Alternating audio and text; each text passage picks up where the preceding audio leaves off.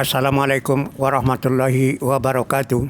Jalan Batu Jomba yang berada di wilayah Kabupaten Tapanuli Selatan, Provinsi Sumatera Utara merupakan jalan nasional yang menghubungkan Kota Padang Sidimpuan, Sipiro, Pahai, dan Siborong-Borong terus Medan. Sebenarnya sebelum dibuka Jalan Nasional Padang Sidimpuan, Sipiro, Pahai, Jalan Padang Sidimpuan Sibolga satu-satunya dilewati berbagai kendaraan roda 4 dan sampai truk dan bus. Dibandingkan via Sibolga, jalan lintas Padang Sidimpuan, Sipiro, Batu Jomba, dan Siborong-Borong jauh lebih pendek jarak tempuh. Jalan Batu Jomba yang menghubungkan Kota Padang Sidimpuan, Sipiro, Pahai, Siborong-Borong mengalami rusak parah yang sudah cukup lama. Tepatnya di ruas jalan Batu Jomba, sudah banyak kendaraan yang mengalami kecelakaan melewati tanjakan Batu Jomba dan juga korban yang tidak sedikit. Terakhir sejak beberapa bulan belakangan, jalan Batu Jomba yang tadinya seperti diterlantarkan sudah langsung pemerintah pusat melalui Kementerian Pekerjaan Umum dan Perumahan Rakyat atau PUPR melakukan perbaikan Batu Jomba. Namun perbaikan seperti belum bisa menyelesaikan permasalahan jalan Batu Jomba. Begitu selesai diperbaiki, anjlok lagi, sehingga pihak PUPR seperti sudah kehabisan kamus yang cara bagaimana paling tepat memperbaiki jalan Batu Jomba. Saat ini hanya mobil atau kendaraan roda 4 yang bisa melewati jalan Batu Jomba. Bus dan truk belum. Berikut kita akan wawancarai pensiunan Kementerian PUPR Republik Indonesia Bapak Isnur Haji Zainuddin AH MSI yang sudah banyak makan asam garam tentang masalah jalan nasional. Barangkali pemikirannya akan turut bantu tuntaskan permasalahan jalan Batu Jomba. Selamat sore Pak Zainuddin. Bagaimana menurut pendapat Bapak persoalan jalan Batu Jomba yang sampai sekarang belum tuntas-tuntas perbaikannya? Begitu selesai perbaikan ambruk dan diulang lagi perbaikannya longsor sehingga mengakibatkan jalan ini sangat terganggu. Yang bisa dilewati sekarang adalah bus atau kendaraan roda 4, sementara yang kendaraan bertonase berat seperti truk dan bus tidak bisa melewati jalan ini, dan juga berakibat arus angkutan barang dan penumpang dari Padang Sidimpuan via Sipiro Medan terganggu, juga sebaliknya. Baik Pak, jadi tentang Batu Jomba saya juga belum pernah lihat seperti apa Batu Jomba itu ya. Lapangan saya belum pernah lihat. Dan kita ketahui Batu Jomba itu merupakan jalan lintas dengan status jalan nasional, berarti berada di bawah Kementerian PUPR. Dalam hal ini Balai Besar Pelaksanaan Jalan Nasional 2 Medan. Ya. Memang ada saya membaca bahwa di situ tanahnya sangat labil, setiap ada pekerjaan, timbunan atau pengaspalan selalu longsor dan menjadi bubur ya. Memang selama ini sudah kita lihat ada penanganan darurat. Penanganan darurat ini adalah sifatnya sementara untuk memperlancar lalu lintas, memperlancar arus dan barang dan jasa ya. Tapi saya pernah mendengar pemerintah Kementerian PUPR dalam hal ini Balai Besar Pelaksanaan Jalan Nasional Medan mau mengadakan relokasi pemindahan trase ya, lebih kurang sepanjang 34 km ya.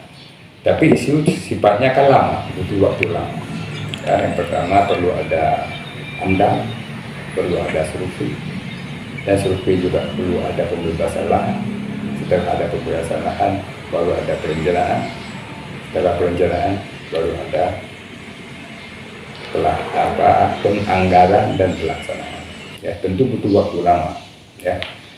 Nah, memang untuk sementara ini mungkin kondisi jalan yang sudah ada itu akan diupayakan ya, untuk bisa digunakan ya, sifatnya darurat sementara sebelum merelokasi. Tapi seperti apa kondisi lapangan, seperti apa kondisi tanah, saya belum pernah tahu karena saya juga belum pernah lihat di lapangan seperti apa. Tapi macam mana anggarannya itu Pak ya? Jalan itu udah berapa kali diulang-ulang. Sementara yang pertama itu sudah selesai, ambruk lagi.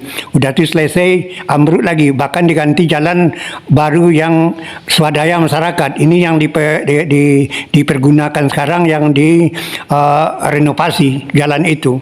Apa tanggapan Bapak sebagai orang PUPR, mantan PUPR yang banyak berpengalaman tentang jalan? Dananya macam mana itu Pak ya? Karena kontraktor pasti yang mengerjakan bukan PUPR langsung, pasti pihak ketiga melalui tender. Itu macam mana proses tendernya, dananya macam mana, karena berulang-ulang. Apa itu dimasuk post major atau memang kerugian dari negara atau perusahaan yang mengerjakan proyek itu? Kak dulu, pertanyaannya cukup tuh. Ya, jadi begini Pak. Jadi ini prinsip ya, prinsip. Yang namanya jalan nasional, tidak ada senjekal pun tidak ada penanganan, pasti ada penanganan, pasti ada tanggung jawab. Jadi Kementerian PUPR ini, dalam hal ini Balai Besar Pelaksanaan Jalan Nasional 2 Medan, seluruh jalan nasional yang berada di wilayah Sumatera Utara ini, mereka yang bertanggung jawab. Jadi kalau Bapak menceritakan tadi ada swadaya masyarakat, itu bukan swadaya masyarakat. Penanganan darurat itu bermacam-macam.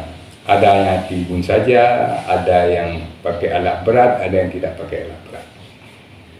Pasti tidak mungkin ada jalan nasional ditangani oleh warga masyarakat. Pasti ditangani oleh Kementerian Pekerjaan Umum. Ya, sesuai dengan apanya, apa di sana ada pelaksanaannya, apa di sana ada PPK-nya, ada kasakernya.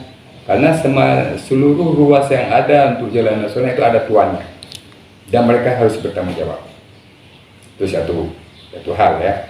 Ini perlu saya luruskan karena itu prinsip. Tidak ada jalan yang tidak bertuan. Apakah jalan itu masih bagus, tapi perlu pemeliharaan, perlu pemotongan damija dan pembersihan segala macam.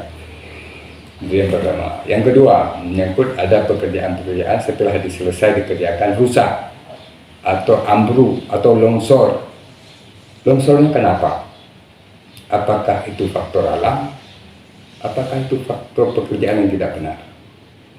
Kalau pekerjaan dilaksanakan dengan faktor yang tidak benar, itu resiko bagi pelaksana, resiko bagi kontraktor. Tidak berhak mereka untuk menagih pembayarannya. Tapi mereka sudah melaksanakan sesuai dengan gambar rencana, di lapangan juga sesuai dengan rencana yang dilaksanakan, ya. Tetapi ada hal-hal lain, mungkin ada banjir, ada hujan yang terus menerus, ya. Itu dikatakan bencana alam atau force majeure.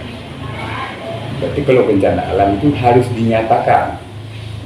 Misalnya itu, kalau saya tidak salah itu berada di Kabupaten Tapanuli Selatan, ya.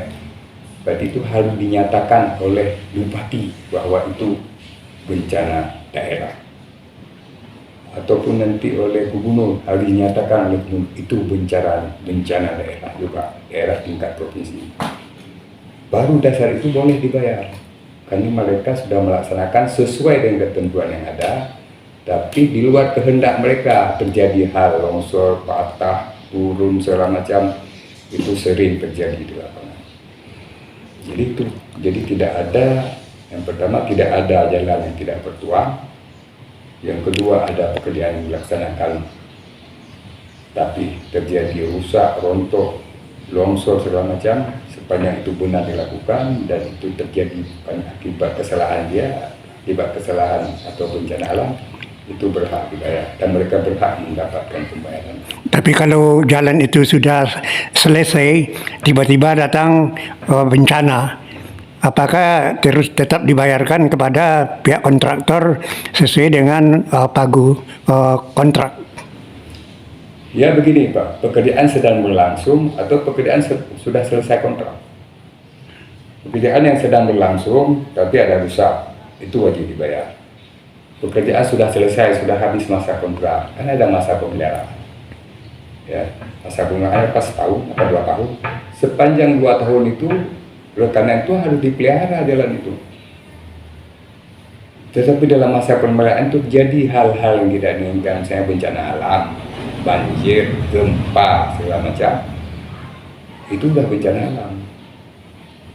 Tetap dibayar, Pak ya? Tetap dibayar. Dan pekerjaan sudah dibayar karena pekerjaan sudah selesai tadi kan. Karena kontrak. Tapi kan ada masa pemeliharaan. Tapi jaminan pemeliharaan itu kan masih ada.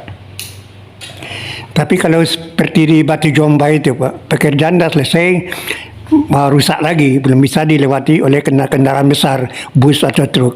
Tapi dikerjakan lagi, pekerjaan baru lagi. Apa itu, apa ditenderkan lagi atau memang ditunjuk langsung, Pak ya, PL? Itu tergantung pekerjaannya sifatnya mendadak. Apabila pekerjaan penanganan sementara, ya mungkin anggarannya juga dengan tiba-tiba muncul, nggak mungkin buat pelelangan kalau yang terlalu lama. Ya. Biasanya kan ada kontraktor di ruas itu yang sedang melaksanakan pekerjaan itu, karena setiap ruas itu kan ada kontrak. Ya mungkin yang kontrak di sini yang sedang dikerjakan, yang mungkin sebagian pekerjaan atau sebagian uangnya dialihkan ke tempat yang terjadi longsoran tadi. Bisa saja kalau anggaran yang kalau tahun anggaran sedang berjalan.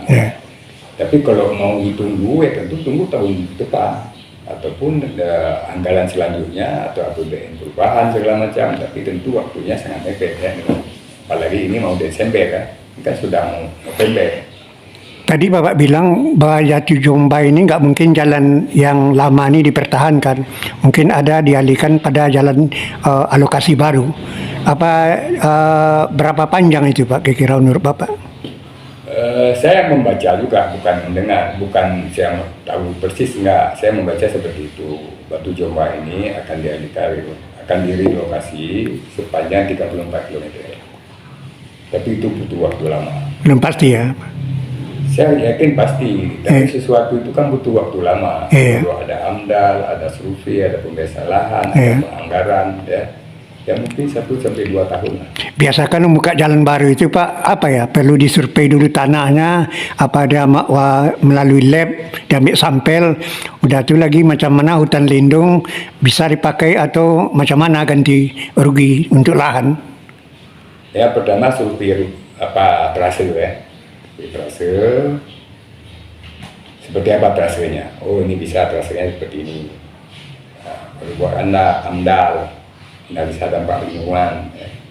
AMDAL, setelah AMDAL, dia mau dibebaskan selebar apa? Ini masuk kawasan apa? Oh ini pemukiman penduduk, ini kebun rakyat, ini hutan lindung. Ya kan? Kalau hutan lindung apa bisa digunakan? Kalau nggak bisa dimakan berarti harus dialihkan. Jadi surveinya juga butuh waktu lama juga. Ya. Kalau hutan lindung itu Pak perlu diganti rugi juga Pak ya pada negara yang pakai juga PUPR negara. Hutan lindung jangankan ganti rugi, digunakan juga nggak boleh. Jangankan menuntut ganti rugi, dipakai aja nggak boleh. Karena ada hutan lindung yang bisa digunakan, sifatnya pinjam pakai. Ada hutan lindung sama sekali nggak boleh diganggu. Nah, kalau terganggu kan terganggu ekosistem hutan lindung itu, longsor, banjir segala macam. Ada yang nggak boleh diganggu sama sekali. Jadi dua apa ya yang bisa digunakan, yang tidak bisa digunakan? Ya, mungkin yang bisa digunakan yang mungkin di tepi-tepinya kan. Apalagi kalau di tengah sama sekali nggak boleh. Nah, itu kan ada undang-undangnya menyalahi lingkungan. Ya. Oke Pak, itu aja. Baik. Sekadar untuk Batu Jomba, mudah-mudahan arus lalu lintas, arus barang dan penumpang lancar. Ya, terutama yang datang dari arah Padang, Pulau Jawa, bisa ke Medan. Ini kan terganggu melalui Batu Jomba. Sekarang diarahkan ke Sibolga. Ini jalan yang beresiko karena kelokan itu. Dan Batu Jomba ini jalan yang pendek jarak dari Sedempuan ke Medan. Ya. Itu Pak, terima kasih. Baik, sama-sama Pak. Ya, itu hanya sebagai gambaran saja. Saya bukan pelaku yang mempertanyakan sesuai dengan apa yang pernah saya alami. Saya lapangan juga tidak pernah melihat, tapi pandangannya seperti itulah, membangun sebuah jalan, menangani sebuah jalan, menangani sebuah jalan dalam keadaan darurat seperti itu. Demikian, terima kasih. Wassalam, bye-bye. Oke Pak, terima kasih. Demikianlah tayang kami dari channel ID Yursal Official, wawancara dengan Bapak Isnur Haji Zainuddin AHMSI, pensiunan Kementerian PUPR Republik Indonesia mengenai masalah Jalan Batu Jomba.